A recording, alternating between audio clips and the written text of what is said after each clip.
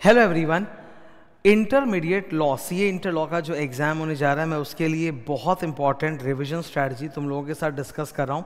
आज की इस स्ट्रैटेजी में 3 हिस्से हैं। नंबर 1 एबीसी एनालिसिस, ताकि हम लोग एग्ज़ाम में 80 मार्क टारगेट एकदम स्ट्रॉन्ग तरीके से कर सकें।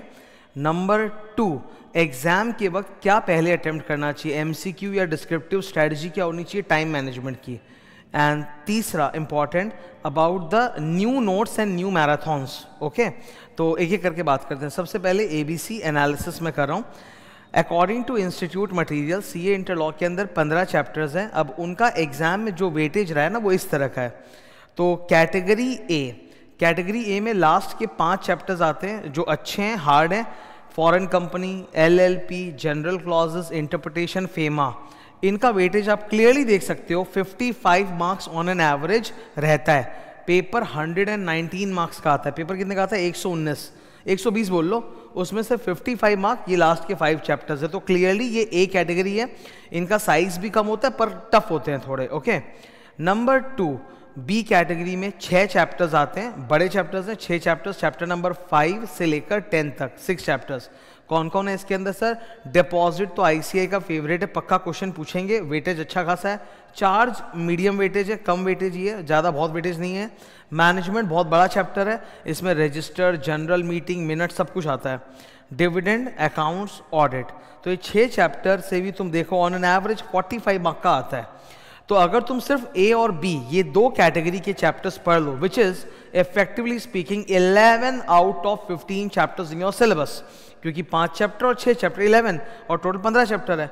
तो इन 11 चैप्टर्स का वेटेज 100 मार्क के आसपास है। You can see the total, yellow colour में टोटल दिख रहा है 100, 102, 196, 102 ऐसे। तो अगर तुम ये ए और बी कैटेगरी टॉपिक्स कर लेते हो ना, तो आउट ऑफ 119 मार्क्स 100 मार्क का तुम अटेम्प्ट कर सकते हो, जिसको मैं 80% मानता हूँ रफली। तो इससे आप एग्जाम के लिए 80% टारगेट करने को तैयार हो जाते हो। और जो शुरू के 4 चैप्टर्स है कैटेगरी सी, उनसे मिला के वेटेज 17 से 19 मार्क का ही है। ठीक है, ये शुरू के जो 4 चैप्टर्स है ना, ये एक्चुअली बहुत बड़े बड़े होते हैं। प्रिलिमिनरी, जिसमें सारे डेफिनेशंस आते हैं। इनकॉर्पोरेशन, अब आप जब इनकॉर्पोरेशन बोलते हो उसमें बहुत कुछ आता है। Incorporation, 1% company, section 8 company, memorandum, article, doctrine, conversion, बहुत कुछ आता है। देन 3rd चैप्टर आता है प्रॉस्पेक्टस एंड अलॉटमेंट, जो खुद एक हाथी है। फिर number 4 share capital and debenture, again एक हाथी है। तो ये जो बड़े बड़े चैप्टर्स है 4, इनका वेटेज टोटल मिला के 17 से 19 मार्क का है। रीज़न क्या है?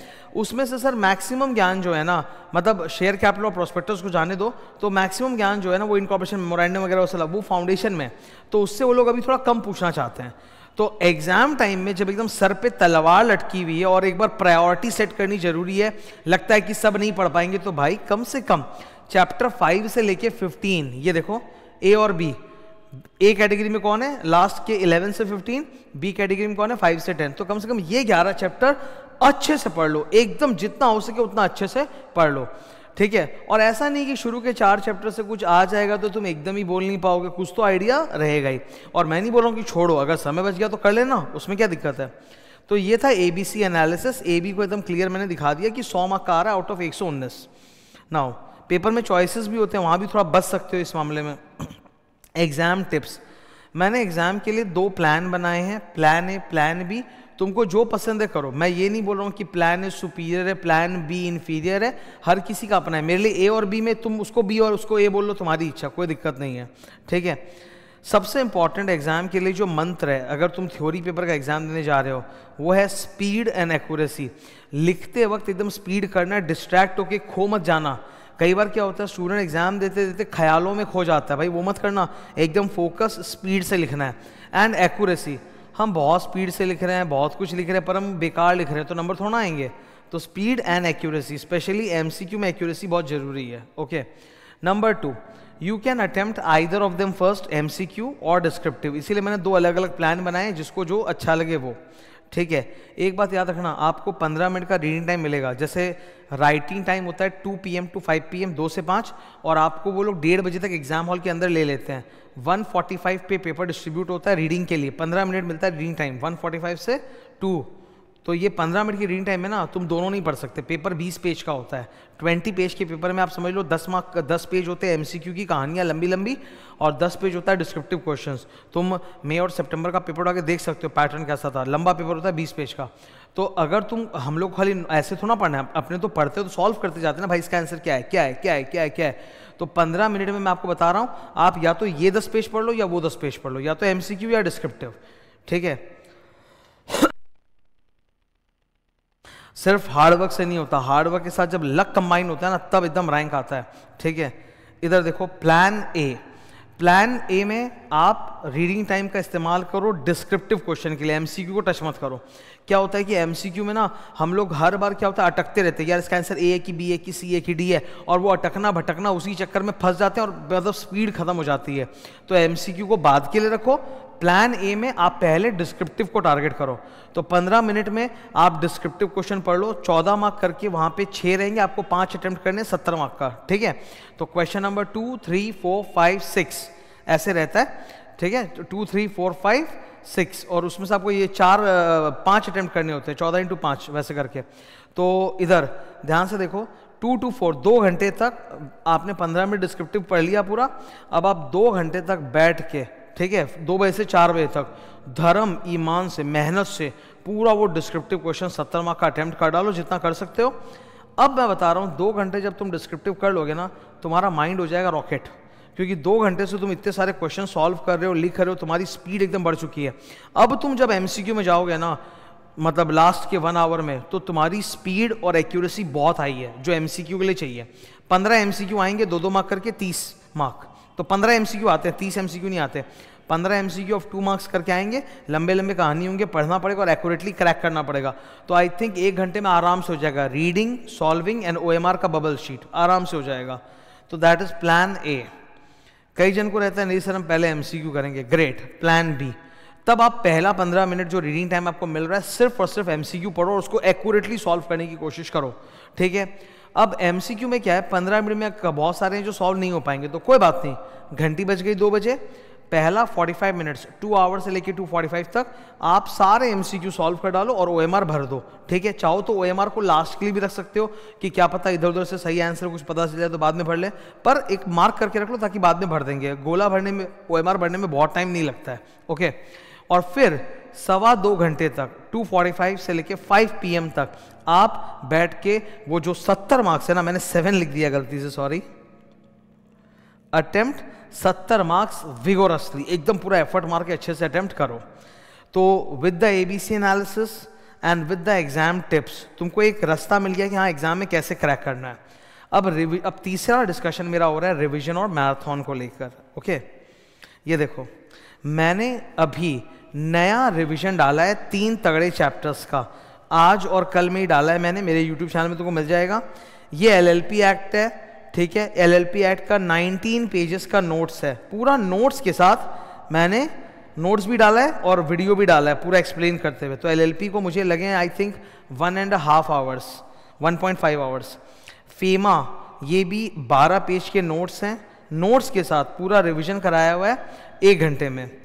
फॉरेन कंपनी ये कम है, ये आई थिंक 9 पेजेस है, 8-9 पेजेस है, और ये भी मतलब 1 घंटे में फुल रिवीजन हुआ है नए नोट्स के साथ। तो इन तीनों का ये रहा आपके सामने पूरा लिंक है।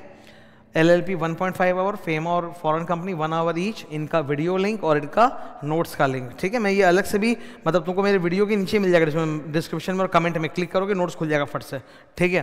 तो ये 3 नए वीडियोस हैं, एकदम नए मैराथन्स, ये कुल मिला के 33 to 35 मार्क का वेटेज रखता है 3 चैप्टर, और यही 3 चैप्टर नया ऐड हुआ था 2023 के न्यू सिलेबस में। तो ये नया रिविजन मैंने डाला है। फिर इसके अलावा मैंने एक बार और भी पूरा फुल मैराथन कंडक्ट किया था, चैप्टर वाइज भी और कंबाइंड भी, तो ये उनके लिंक्स है। ये कंपनी लॉ का महा मैराथन, ये company law plus other law का महा मैराथन 10-10 घंटे का, उनका लिंक है। तो that will help you a lot to revise holistically, ठीक है। तो ये इन रिवीजन मैराथन्स का तुम बिल्कुल फ़ायदा उठा सकते हो, इससे तुमको गति मिल जाएगी, स्पीड मिल जाएगी। मैं ये रिविजन्स लाइव कराने के बजाय अलग से रिकॉर्ड करना ज़्यादा पसंद करता हूँ, इसीलिए मैंने अलग से रिकॉर्ड करके डाला। बिकॉज क्या होता है ना, जब लाइव रिवीजन कराते हैं तो उस वक्त स्टूडेंट्स का एक इमोशन बहुत हाई रहता है, ओके कि वो उनके दिमाग में बहुत सारा पैनिक है, नर्वसनेस है, और हर स्टूडेंट के अलग तरह के क्वेश्चंस हैं। तो सपोज मैं कोई चैप्टर अगर लाइव रिवाइज करा रहा हूँ, फेमा इतना भयंकर चैप्टर है, एलएलपी उससे भी भयंकर चैप्टर है, जब मैं रिवाइज करा रहा हूँ तो बहुत सारे स्टूडेंट्स जो साथ में जुड़ते हैं उनका क्वेश्चन एकदम अलग हो जाता है, वो उनके जो प्रॉब्लम्स है वो बातें करने लग जाते हैं। तो उससे क्या होता है, और जवाब नहीं दो तो फिर स्टूडेंट बुरा भी मान जाता है, तो जवाब देना भी पड़ता है, कमेंट्स का सब रिप्लाई भी करना पड़ता है। तो इसीलिए मैंने पूरा सोचा कि नहीं यार, मैं पूरा रिविजन अच्छे से अकेले में रिकॉर्ड करके यूट्यूब में डाल दूंगा, और फिर आपके जो भी सवाल है आप कमेंट में दो। तुम लोग देखते हो कि मेरा यूट्यूब चैनल मैंने मोनेटाइज नहीं कर रखा है, मतलब कोई ऐड वैड नहीं है, आप क्लिक करो वीडियो खुलती है। सेकंड, तुम लोग नोटिस करोगे मैं अपने हर कमेंट को लाइक करता हूँ, हर कमेंट में जो सवाल पूछते हो उसके आंसर देने की कोशिश करता हूँ। तो जिनके जो भी सवाल है आप वो कमेंट में डालते रहना, मैं जवाब वहाँ पे भी दे सकता हूँ, ठीक है।